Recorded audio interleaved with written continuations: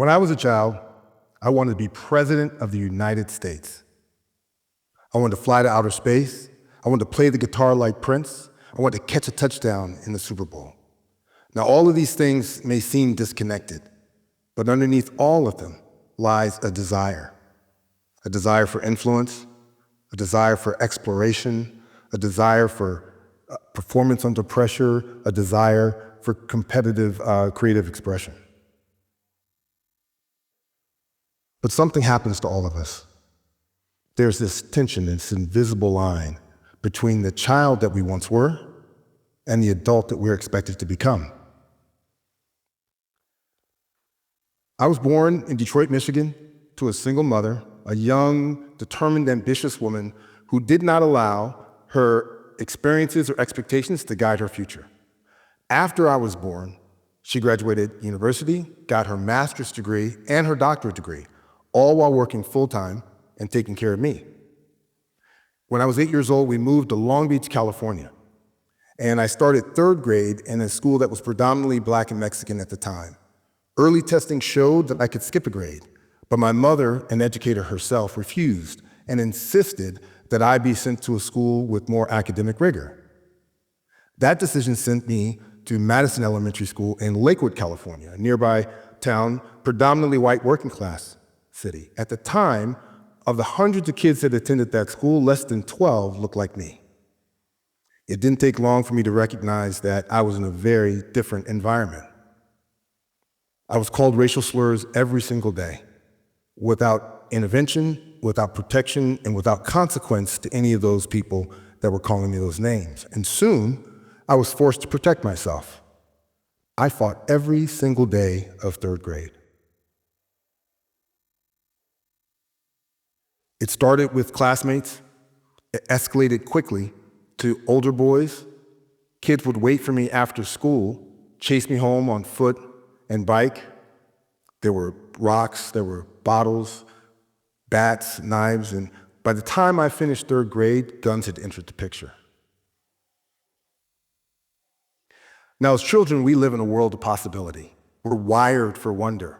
We imagine without permission. We pursue without calculating odds because our dreams are immense, they're expansive, because our views and our limitations of ourselves are not fully formed. But gradually, sometimes abruptly, the world begins to educate us. It tells us to be practical. It tells us to be responsible. Curiosity gives way to caution. Imagination gives way to strategy and is filtered through probability. Now, my physical concerns in third grade were very real. I was under attack, but the psychological impact of that was far deeper. Because at a time when I should be playing as a kid, I was forced to make adult decisions. And one of the first and early practical decisions that I had to make was that I couldn't fight everybody. I was alone, I was outnumbered. I wasn't going to be protected. And so I adapted. In fact, I adapted so well that in front of the entire school, I got an award for having fewer fights in fourth grade than I'd had in third grade. Now, something about that, even as a child, didn't quite sit right. I couldn't articulate it, but I understood that this was my first bargain with adulthood. It was my first lesson in adaptation over authenticity. It was a lesson in self-protection over self-expression, and in compromise over justice. Now, while all of this was happening to me at school, my home life was shifting as well. Although I didn't live with my father, I spent time with my father and his side of the family. My father was a talented singer, a gifted athlete, and a successful businessman, but he was struggling with alcoholism. And that struggle with alcoholism was driven largely by one issue: his inability to reconcile a truth that he was deeply afraid of. When I'd spend time with my father in the summers, after he'd come home from work, he would take me to this piano bar where he would sing and get free drinks. And I would sit there with him at the bar, with other adults until we closed, and then we'd walk home together. And one evening, we walked home and we got on the elevator, and he revealed to me that he was gay. Now, at 9 years old, I knew the word, but I didn't fully understand what that meant and the consequences of it. But what I did understand was the tone of his voice, the hesitation and the fear. And in that moment, I recognized that I was no longer just a child speaking to a parent, but I became the keeper of a truth. I made a really important decision that night, one that I'm really proud of, and a difficult decision, or maybe not so difficult, which was I would love my father just as he was. No judgment, no conditions whatsoever. And in that moment, again, I took a step forward as an adult, and the wandering child took a step backwards. These lessons that we learn when we're young people, not because we want to, not because we chose to, but because circumstances often require it, are necessary. It's necessary for us to move from a childlike to an adult space, to recognize the need for us to delay gratification, for us to be practical and be reasonable. But sometimes in that effort of moving from our childhood to our adult space, we lose some things that really speak to who we are. In that effort sometimes of becoming an adult, we lose the very thing that made life feel alive for us. My name is Kemp, and for more than 25 years, I have been studying and living a process of reconnecting my childhood dreams to my adult life. Not to relive the dream itself, but to actually capture the desire and the essence of what that dream is speaking to. The key to a life of personal fulfillment is not foregoing or deferring your childhood dreams, but learning to integrate those dreams into your daily life. And as I've come to better understand the importance of childhood dreams and how integral they are in our day-to-day life, I've started to learn to dream very differently. Those experiences that I described, both with my mother and father, were completely out of my control. They were things that I had to respond to. But being in those circumstances forced me into a kind of protective reaction. I knew that sometimes the world could be cold, cruel, and harsh. And I kind of came to the conclusion that no one was going to save me. I needed to save myself. Even though I was a child, I felt the need to protect myself somehow and to have some control. And so I decided, convincingly but incorrectly, that money was the key. See, in my mind, money meant power, power meant safety, and safety felt like control. And so I concluded that in order to make money, I would become an entrepreneur. At 8 years old, I started my first business. At 9, I started trading stocks. By the time I was 10, I had a service business. At 18, I had written the first of many business plans that I'd used to raise money from outside investors. By the time I was 30, I had raised over $100 million for businesses where I'd either been the CEO or I'd been part of the C-suite. Now, on the surface, everything about that sounds wonderful, completely fantastic. I must have been happy, but nothing could be further from the truth. I was miserable. I was filled with anxiety and fear of failure. I was burned out and at the edge of depression. I was masking my pain in self-destructive behaviors, drinking, gambling, overeating, anything to not feel the fear and the concern that I had. And by the time I got to my mid-30s, this all started to catch up with me. I could feel the weight of all of it reckoning on me. Those self-destructive behaviors started to impact my day-to-day. My family demands intensified. My businesses started to struggle. The weight of all of it was coming down on me. And I knew that I needed to do something dramatically different. I needed a break.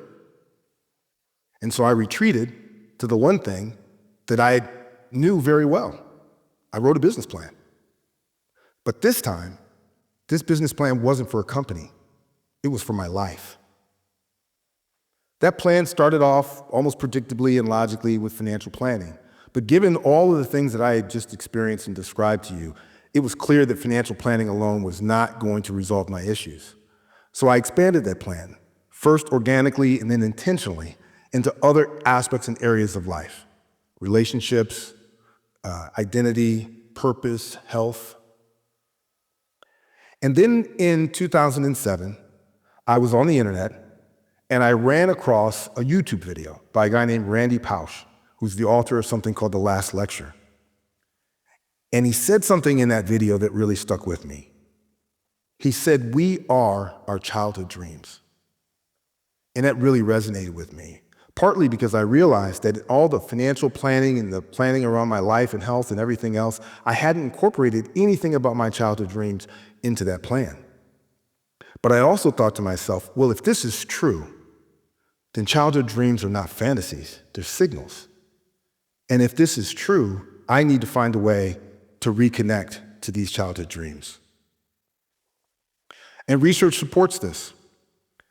Almost all of us know someone, very lucky someone, who identified their dream when they were young and a child and has been living true to that dream almost their entire life. But that's not most of us. Most of us have either been abandoning or running from our dreams for long periods of time. Dreams that we once held with conviction, things that we stood strong with, we've negotiated down. In some cases, we have postponed, we've rationalized, and in many instances, we've reframed them as just unrealistic and let them go altogether. And this brings us to another truth about unmet expectations, unmet attainments, goals. All of us have aspirations that we, at some point, of something we wanted to do or something we wanted to be that didn't get accomplished. And for many of us, that unmet aspiration has caused us a great deal of pain.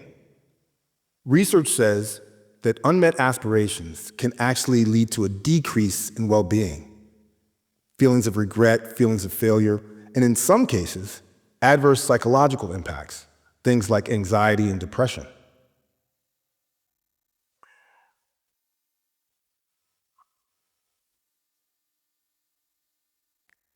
One of the things that's important at the moment that you recognize that the signal of where you are in your aspirations is different than that reality is to understand that that is not the bottom. That's actually the turning point. The awareness of that difference between your signal of where you see yourself and the reality is energy. It's an awareness that you can use and actually to move yourself forward. And I would like to posit to you that instead of abandoning your dreams or instead of running from your dreams, that there's a third path to integrate your dreams, integrate them into who you are. One dream in particular stands out for me. When I was 11 years old, I met an older gentleman, and in a one-off kind of random conversation, he tells me that when he was 16 years old, he boarded an oil tanker in Barbados and hid. And by the time they found him, the oil tanker was too far out to sea to bring him back. And so for a year, he lived and worked on the oil tanker and traveled the world. And something about that just grabbed my attention. And I thought, that's who I want to be. That's me. That's what I want. I wanted to be a stowaway. Now, it wasn't the rebellion that attracted me. It was the idea of exploration and the thrill of discovery that I could see he had in that experience. But now I'm in my mid-30s. I'm going through this process of writing a business plan, and that is highly impractical. I've got family obligations, business obligations, financial obligations. But the desire never went away. And this is where I think many people make a mistake. They couple the outcome, being a stowaway, and the desire of exploration so tightly together that once they forego one, because it's now impractical, they forego the other. Am I supposed to not love space and exploration because I can no longer become an astronaut? I don't think so. So I asked the question, how do I reframe my desire in a way that doesn't betray my dream? See, reframing a dream isn't lowering it. It's about making that dream somehow actionable today. And when you do that, you take back control. But when you forego your dream and your desire because you don't think the outcome is no longer attainable, you give away your power. You surrender control. So I started this process called a stepladder.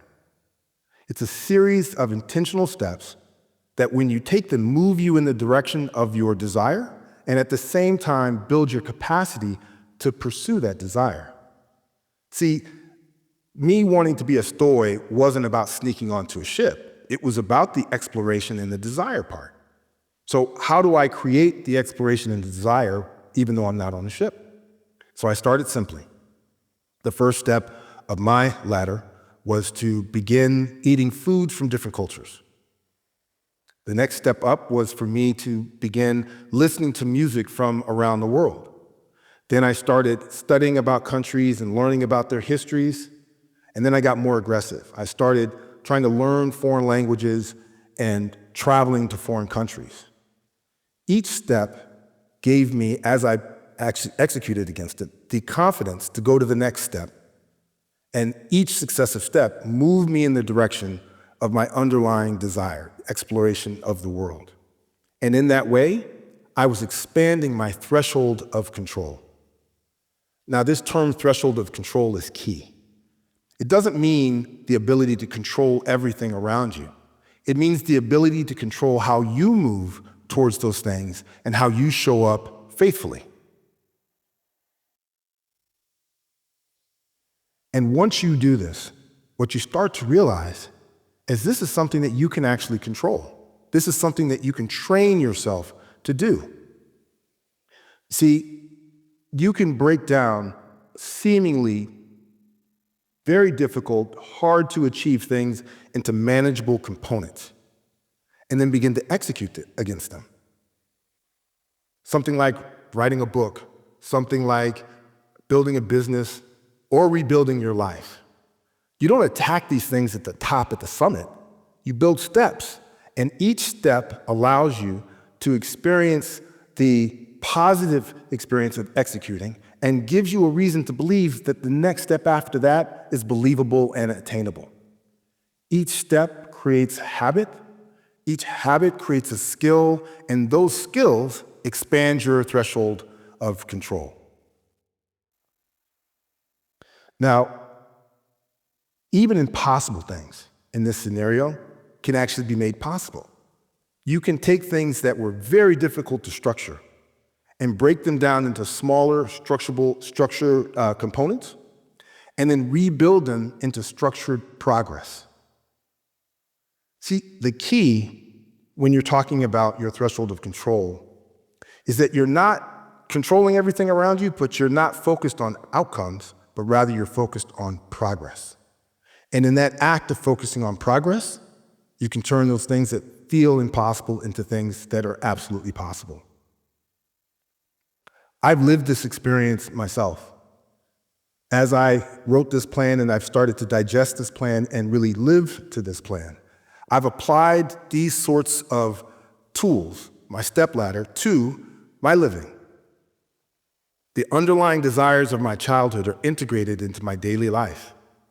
So, for example, I take salsa dancing classes, and I learn to garden and raise chickens on my balcony in Chicago, by the way, which many people have many questions about.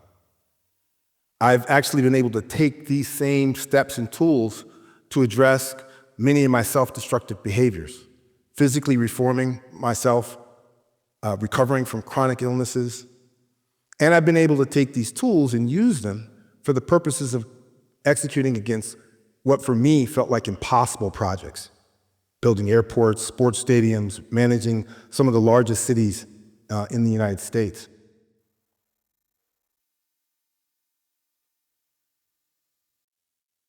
When we were children, our dreams were not reckless. They were honest. We didn't express odds. We expressed our identity. We didn't ask the question, is this realistic? We declared, this is who I am. And yes, becoming an adult requires realism. But fulfillment, personal fulfillment, requires that you integrate the adult with the child. It requires that you bring that child with you. The curiosity, the instinct to explore, the refusal to shrink. Not to relive the dream as you initially conceived of it, but to extract the truth buried inside of that dream, and then to pull it out, to rebuild it. Leveraging the adult discipline that you've now developed, strengthened by skills, grounded in repeatable action. When you take those dreams and you translate them into actionable steps, you stop measuring progress by how far you are from a destination, and you start measuring your progress by how faithfully you show up every day. You stop chasing fulfillment as a finish line, and you start living fulfillment as a daily practice. And when you translate in that way, you expand your threshold of control. And when you expand your threshold of control, you expand. I still dream to this very day, but my dreams are very different now because I intentionally take every dream that I have, any thought of possibility, and I begin to incorporate it in daily life. And when you live that way, you not only achieve more, but you become more. And that is freedom. Thank you.